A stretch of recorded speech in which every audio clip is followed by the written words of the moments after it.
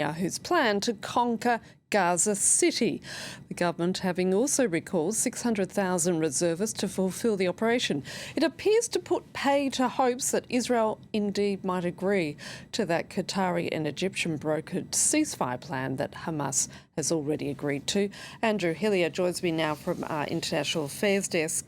First of all, Andrew, just walk us through the details of Israel's plan to occupy Gaza City. Well, Annette, the first key point to make is that many of those reservists who have been called up would actually be replacing conscript soldiers on active duty on other fronts, which means that those conscripts who are young soldiers would then be moved to take part in the operation to occupy Gaza City. So that's the first point. Now, with regards to the occupation of Gaza City itself, well, it will be carried out in several stages. Now, you can just see here on your screen the current state of play, if you like, of the Gaza Strip. 75% of the Gaza Strip lies within Israeli militarized zones.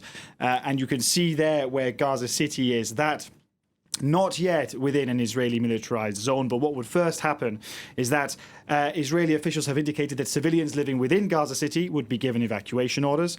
That means, according to some estimates, that up to 1 million people could be displaced by this operation. So what is already a disastrous humanitarian situation is likely to get worse. Now, the IDF, which is already operating in the outskirts of Gaza City, in areas like Jabalia and Zaytun, well, it will encircle Gaza City. One Israeli official even being quoted as saying that the military will impose a siege on remaining Hamas fighters, which means that for any civilians trapped inside Gaza City, well, that would be catastrophic. And then the IDF would proceed to push deeper and deeper into the city. And now, of course, as we both know, and this is a divisive and controversial plan. It's gone against the recommendations of the military. Despite that, the Israeli Prime Minister has pushed ahead with it. He says, Benjamin Netanyahu, that it will drive Hamas from power and bring the remaining hostages home. There are roughly 20 hostages believed to be alive inside Gaza.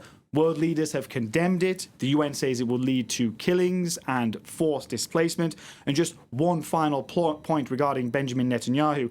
This is essentially a plan that pleases very few people. The right-wing ministers holding up his governing coalition say it doesn't go far enough. They want a full occupation of the Gaza Strip, the rebuilding of Israeli settlements and annexation. Military officials say it could ensnare the IDF in guerrilla warfare, and large parts of Israeli society say it will endanger the lives of the remaining hostages. So what does this mean for that ceasefire proposal that's been accepted by Hamas and apparently studied by Israel? Well, let's just take a look at what's in that proposal. Now, according to Qatar, this is a proposal that is 98% similar to one that was put forward by US Special Envoy Steve Witkoff back in June.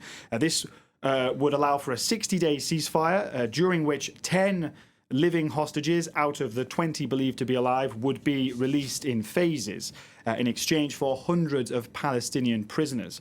Now, at the same time, negotiations for a permanent ceasefire would get underway.